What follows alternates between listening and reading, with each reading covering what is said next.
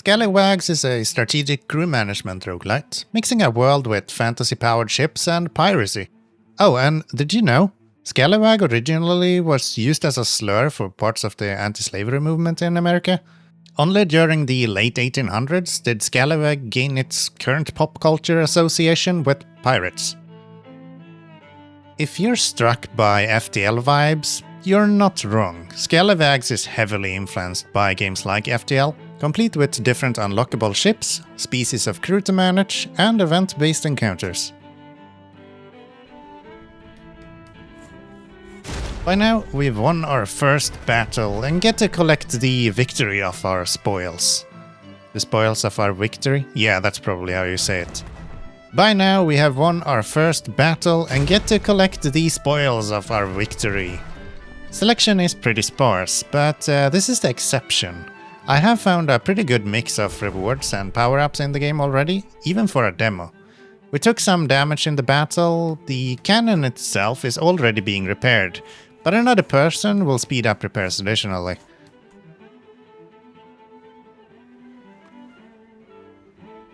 Next up, we have the option to scurry away and avoid the fight completely, but what are we doing here if we're going to avoid battles? There's also options here that would be available if we fulfilled some specific requirements. We don't have the 10 anchor points or the 24 points in evasion. Therefore, to battle! This is our first encounter with the barrage ability. Bottom right hand corner you can see our current position. Close, medium and far distance. They would specifically like us to be in close distance, as their barrage ability deals massive damage if we remain in that area for a longer time. You're able to reposition depending on your ship's speed. Currently we're at 15 while they're at 22, meaning they will eventually win that tug of war. Your speed in the meantime is controlled by your sail's quality. This in combination with the boarding mechanic can probably make for some pretty fun builds. Lots of spoils this time. Another cannon would be cool, but we don't have the crew member to man it. Let's go for evasion and 10 times extra crew health, times 2. You might have noticed that we have another ship on the map. This is our target that we are eventually going to battle at the very end.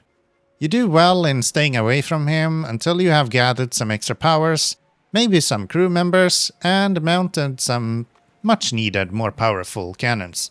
Trust me, I've done a huge amount of runs already, and I've lost more than I can count. But before that, these guys have more guns than we do already. We're going to need the meteor ability to take out some of their guns.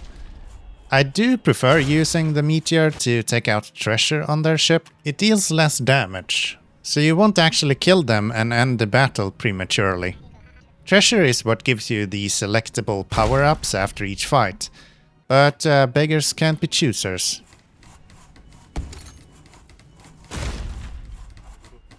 Now that we are right next to each other, the enemy can't use their main guns. They only fire while at medium and long range, which gives us the chance to gather whatever treasure remains with our final meteor hit.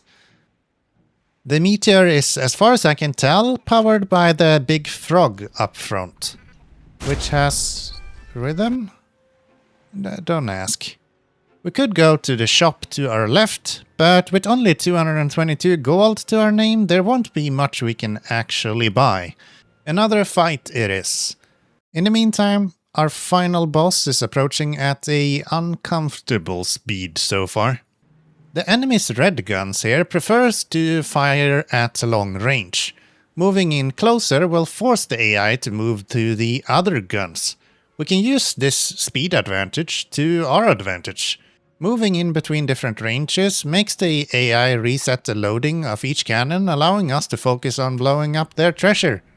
For our pleasure.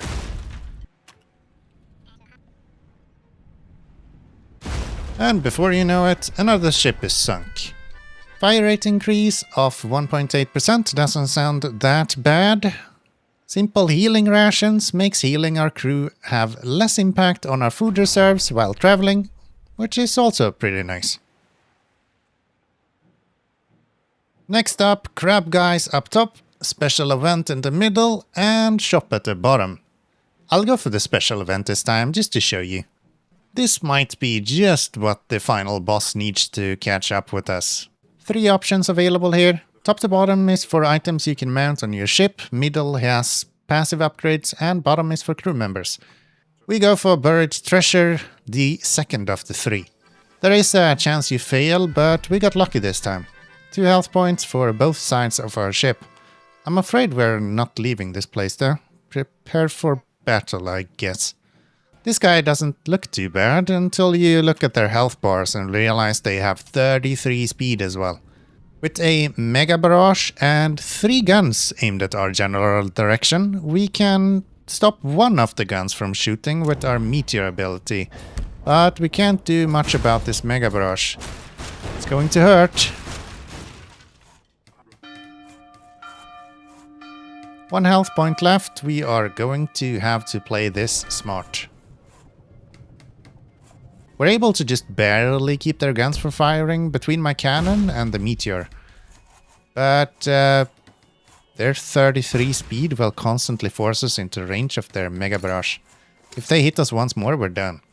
When moving between positions, it doesn't allow you to move or stop your guns from firing. The gun is also so close to firing at this point, it will instantly fire without giving me the chance to reposition the aim, regardless of how much I try to drag it. There is some smaller issues like this in the game that I would really like to see ironed out.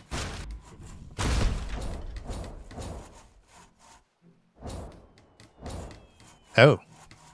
I can dodge the barrier once it fires. That means I can save my move until it's actually needed each turn. I think we're winning this. Few more cannonball shots and we should be done. All we gotta do now is make sure that he doesn't get another shot off. 2 health left on his side facing my ship. And we dodged that just in time. 2 cannonballs in response.